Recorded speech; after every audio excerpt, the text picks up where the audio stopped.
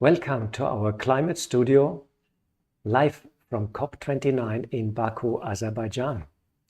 We bring together experts from science, politics and spirituality to explore the unfolding climate disaster and give you an update from the climate conference. Myself, I'm Golo Pilz, and I will be the moderator for tonight's session. And we talk on conflict and cooperation. The countdown to the end of COP29 is upon us.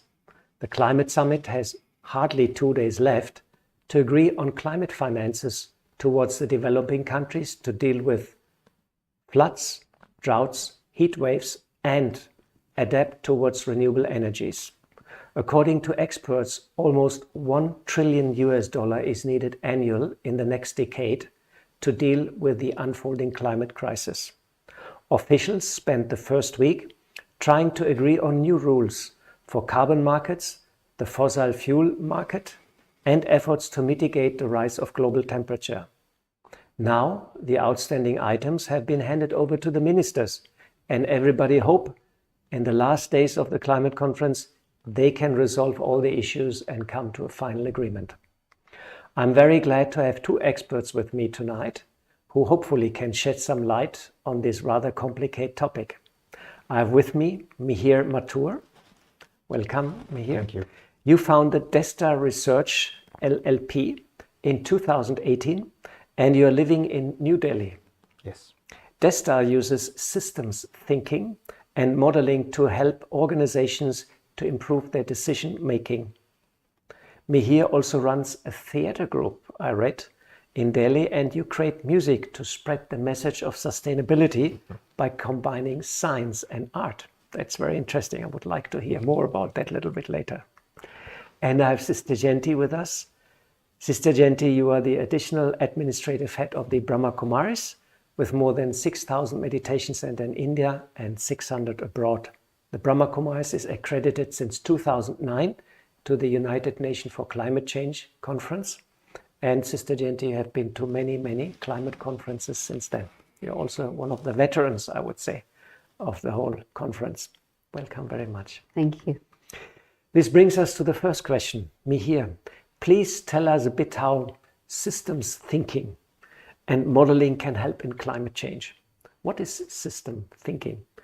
When I read it, I didn't really get an idea what it actually behind it. I thought it must be something with computers and modeling. And I also read that you use music and art to spread the awareness about climate change. Please share a little bit to our audience about that. Sure. Namaste. Namaste. It's an honor to sit next to you. Thank Sister you. Jayanti. Systems thinking essentially asks us to look at things as a whole rather than breaking them down into parts. The problem is that specialists and experts are trying to optimize their own part of the system. So the economists are busy optimizing economics.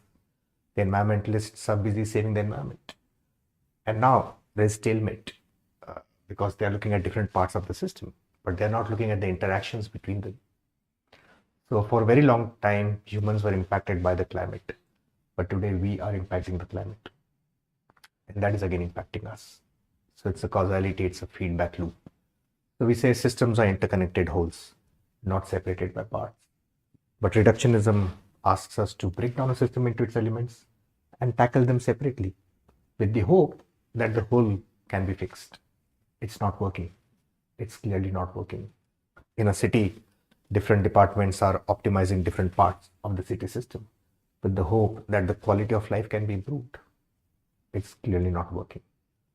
So we say, look at the interconnections in a system, study the system, and then think through how your interventions are impacting the whole and not just the parts. Because to solve one problem, you end up creating another problem in another part of the system. And the world is trapped into this. Right? We are not able to break out of the trap. So what do? We keep providing symptomatic solutions. And the world is continuously providing symptomatic solutions, not changing systems. So that's what we do. We help people look at systems formally, scientifically, create models, and then help them think about what interventions they wish to do by generating scenarios of what could happen if you intervened in the system. Are you using AI? Not yet. We rather rely on human intelligence. So we don't want to outsource the intelligence to an artificial network. So we say people have to think through systems rather than relying on computers to think through systems. Otherwise, you're slaves of electronic oracles. Very nice. So how is music and theater coming into the picture and you create awareness about climate change? So we run a theater group in Delhi. It's called Fitur. Fitur. Yes. And I wrote a play script and I wanted to show the large change that has happened in the last 60, 70 years. Okay. So we wrote a script where we showed how one family has transitioned from the 1960s till the modern era. So we showed multiple dimensions in that play. We showed the environment, we showed the social cultural change, we showed how nuclear families are coming in and how gadgets, air pollution. So I use a lot of my whole systems thinking when I think about plays and writing scripts. So we do theater on environmental issues. Very nice. So with the modeling, you give input to the brain, and with the art, you give input to the heart. So I have to balance the two. Art and heart. It rhymes. Wonderful. Great. That's fantastic. Thanks very much for sharing. Jayanti Ben, climate change is accelerating and people to suffer from drought, heat waves or floods. I know the Brahma Kumaris, especially in India, is helping in cases of natural disaster as good as possible with our resources. From a spiritual perspective, is there a specific reason for suffering of individuals or on collective level? Is there a spiritual practice to deal with such tragic situations? If we look at the cycle of human history, and I would say that it is a cycle rather than linear, you see a time when there's truth and purity, and gradually that changes to a mixture in which there's a little bit of truth, a little bit of falsehood. But then it gives way to a situation which we're in now called post-truth, and there's no truth left. The era of truth has been left behind, and there's just generally a state of falsehood and ignorance. And so this is a state that's described as Kali Yuga, the dark age, and it's a time when they say that it's tamasic, the tamas, negative power is potent. And so at such a time, and we're all in that, it's not that different parts of the world are in different cycles, but we're part of the same. And so at such a time when there's negativity and darkness, the question is why? And the answer for me makes sense is that the soul starts its journey with purity and gradually loses its purity. And by the time it comes to Kali Yuga, it's lost most of its purity. There's very little purity left. And so the impurity of the inner being, it creates the impurity and the imbalance in nature outside. And if I put it in different language, if today there's greed and anger and ego, attachments, what is this doing to us? But also, what is it doing to the planet? And then you see why there are these tragedies. It's not God who made the world such a tragic place, but it's human beings through that loss of power of purity that have created the conditions of chaos. To be able to reverse that, we need to come back to our own original state of purity, which is possible, but only through the connection with the divine. As we draw that spiritual power, that brings about the change, and we're able to move and transition into a better world. And so, yes, there is a method that's going to be able to lift us out of this darkness. So there is no quick fix for the problems we're having right now. It's actually quicker to resolve it than it's been to create it. So it is a quick fix. We just heard we need a couple of $1 trillion to fix the problem, but as you mentioned, we need inner transformation and go back to ethics and values and bring them into our life, you know. Correct. To bring back divine consciousness. Very interesting. Thanks very much for sharing that with us. Mihir, coming back to you, you live in India, which is already very seriously affected by climate change. This summer we had a real dramatic heat wave in many parts of India, and in May I was actually in Delhi when the temperature crossed 50 degrees for sure. There was some debate if the temperature meter was correct or not, but they say it was 52 degrees, was an all-time record in Delhi. It was quite dramatic, I would say. You didn't know what you should do if you not have an AC. It was like a killer. It really killed people. So there's a lot of talking now in India on adaptation. Suddenly in India now, since 2 years, everybody talks on sponge cities or reforestation and so on. A lot of ideas are popping up what India can do. Please share with us some successful initiatives in India, what can be done in terms of adaptation. Sure. So maybe where you are involved also. Yeah. I more and more believe that adaptation is the way forward. We are almost at 1.5 degrees already. We are certainly looking at 2 degrees likelihood now. And IPCC once said that 2 degrees and beyond is dangerous climate change. So mitigation had its window. It still has a small window left, but I think it's adaptation going forward. Now, the challenge with adaptation is that it's not measurable, unlike emissions. So people think it is fuzzy. Can you make a public policy on adaptation? It's very difficult to do. But still, people have to adapt. Now, there are different ways of adapting. You can switch on air conditioner and also adapt, but that's like maladaptation. The actions you take causes more harm to the environment, and then you have to adapt more. You're maladapting. Unfortunately, that is what is happening right now. So we need to change that. Successful initiatives, yes, I know organization who worked in South India, and they have successfully restored rainforests in the Valparai Plateau. Where in the Valparai Plateau, Annamalai Reserve, Valparai Plateau. Annamalai Hills. From Coimbatore, you go to towards that. Yeah. Mm-hmm. I have been there. We did a case study on them, how they did it. It's wonderful. Second organization I know in Rajasthan, they are conserving sacred groves, community managed sacred groves. They have mapped 25,000 such groves, and people for around 1500 years managed their livelihoods, and they got their resilience from the sacred groves next to which they lived. So it has a long history, but these are fast eroding now. We are having examples of borewell pumps being put inside those grooves for water because people are really getting the pressure. So organizations are trying to conserve that. We have 100 solar cities as in plan in India. We did modeling for 2 cities, and based on that, some budgets have been put in place. So hopefully we'll get more of such things. I know an organization working in Gujarat trying to conserve the mangroves. In Bachau block in Kutch, where you will find the only swimming camels of the world. Camels which swim in the sea. They are called kharai camels. They'll swim and graze on the mangroves. So there are amazing work happening. It's just that I feel it's far and few in between. You have to really hunt and find those out.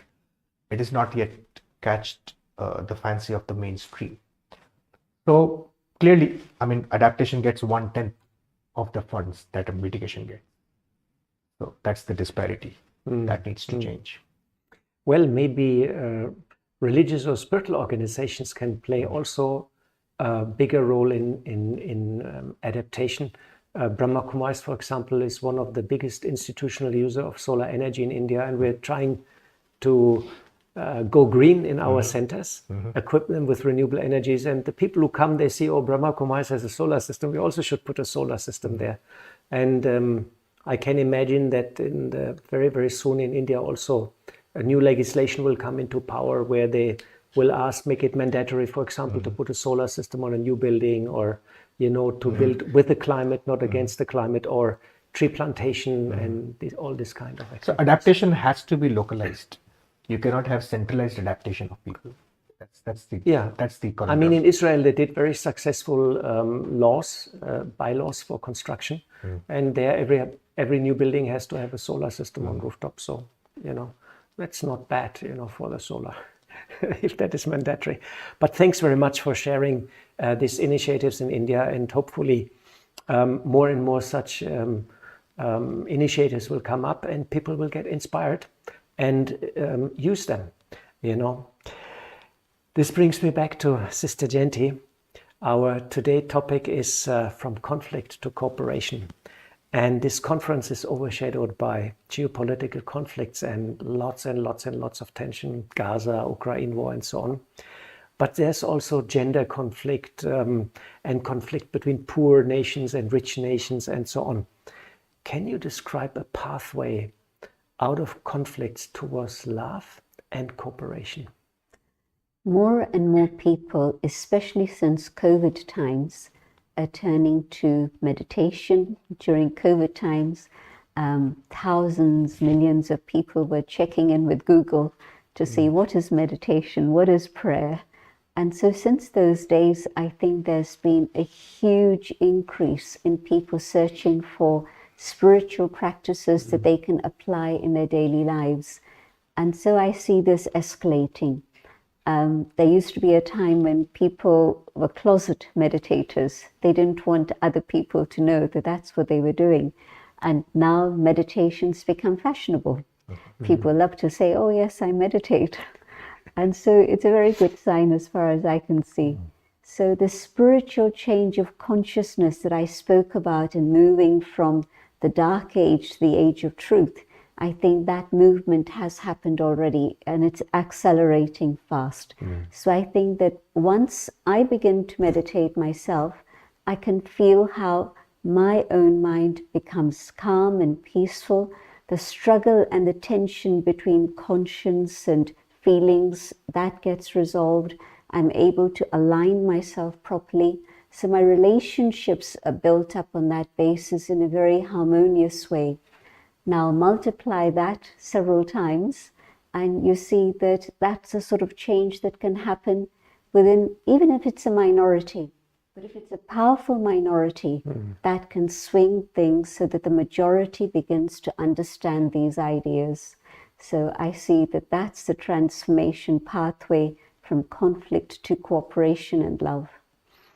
That's very interesting. I once read that only 2% of a society have to change to initiate actually a mainstream change.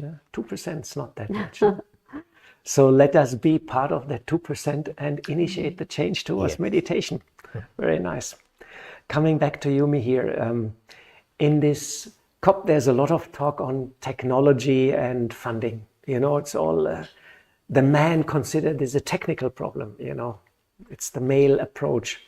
But it seems the heart is not really into the negotiations. If the heart would be there, there would be more action, you know, there would be more compassion.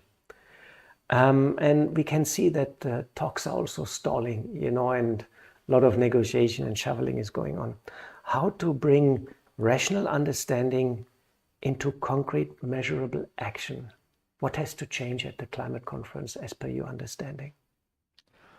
I have had my difficulties with the climate negotiations. First difficulty that I have is with the word negotiation. Because the moment I'm sitting on a table with the idea of negotiation, my mental model is, in this negotiation, I need to take out more than what I'm giving. The moment that happens, it's a difficult battle. Sometime I would be very happy to see if the word negotiation is replaced with offerings. So we are not tracking negotiations, we're tracking climate offerings. So the conference of party happens for climate offerings and not negotiations. That needs to change. The process which has not worked needs to be reinvented. Why do people have to come to one location to think about climate offerings? Why can't the process be decentralized? See, we got to replicate the process. The scale will happen through replication of the process, not through centralization of the process alone. So we have to work in our own circles. You should have COP in your own cities. It's your business to sustainably live. It is, you can't be relying on a set of computer models which churn numbers. What are computer models? I am a modeler. Models are simplifications of reality. They are probabilistic. They give you likelihood of what is likely to happen. We are putting too much faith in that, to be honest. We are putting way too much faith on that. 66% probability. Well, what about the rest 34%? That's a big margin to live when you're talking about what should we do in climate action. I would say take charge, decentralize the process in your minds first, and change this word from negotiation to something else which is a little more positive. The second is with the theory that we are using, the belief systems. The belief system here is still on return on investments. So the climate funding is still seen as an investment. So if you put the money, will we get the return on investment? That's why bulk of the money is not reaching the right places. It has taken us 30 years to make renewable energy affordable. The meteorologists and the scientists have been using solar panels and satellites for ages now. The first electric car came in 1971. So free markets, are they really responding to the needs of the people? Or are they responding to a theory that we have put in place that we are chasing? So complex problems have simple solutions, which are extremely difficult to accept and implement. So change is quite simple. It starts from inside. There is no public policy on what is the inner change that you need to do, but it is upon us how we rethink our own belief systems and reinvent ourselves. So my takeaway and my thought process is take charge. Don't leave it to some magic to happen somewhere. So let us do more local initiatives. Yes, and educate yourself. Let us take charge. And I like very much the word offerings, which you mentioned instead of negotiations. It gives a totally new feeling to the whole thing. I mean, imagine if I come to a climate conference and what am I tracking? I'm tracking the climate offerings that nations are giving to each other. I once read a book, it's called Word Shapes Worlds. So if you change the words, you change the world. It's very interesting. So I like very much what you have said. And this brings us slowly to the end of our panel discussion, and great inspirations from both of you so far. And Sister Jayanti, maybe you can guide us in a meditation how to overcome conflict and how we can come to cooperation.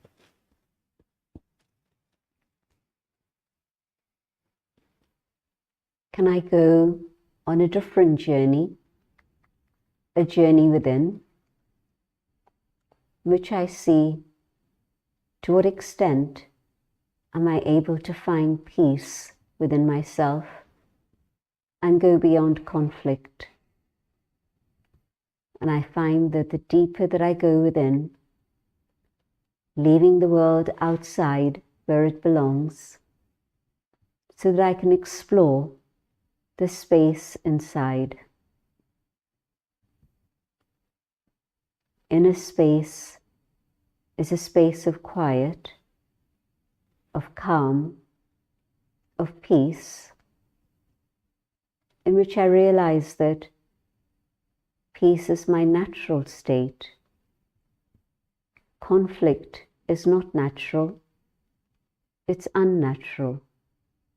Peace is natural. And I hold this awareness of peace, and I send out vibrations of peace, so that peace reaches people in this room, but beyond the city and country, out into the world. Peace can touch human hearts, and their hearts are able then to understand things differently. With peace comes understanding, and with that understanding, compassion and empathy.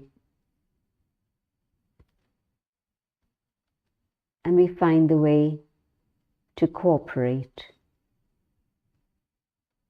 For the door is the door of peace, which lies within.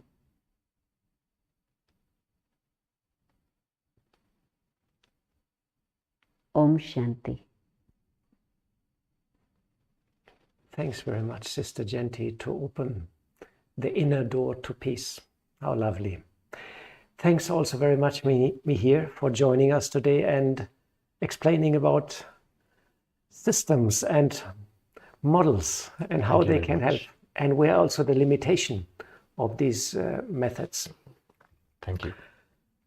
This brings us to the end of our session, and I like to thank very much our patrons and our sponsors for making this session possible. Thanks also very much to all our volunteers which are behind the camera. A lot of people are working on the studio to make it possible. Thanks very much. Please join us tomorrow. Tomorrow will be our last session. Very, very interesting. Don't miss it.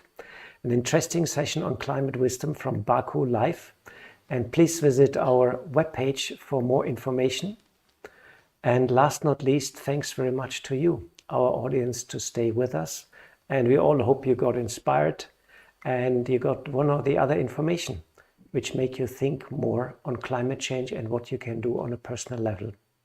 Thanks very much, and goodbye and good night from Baku in Azerbaijan.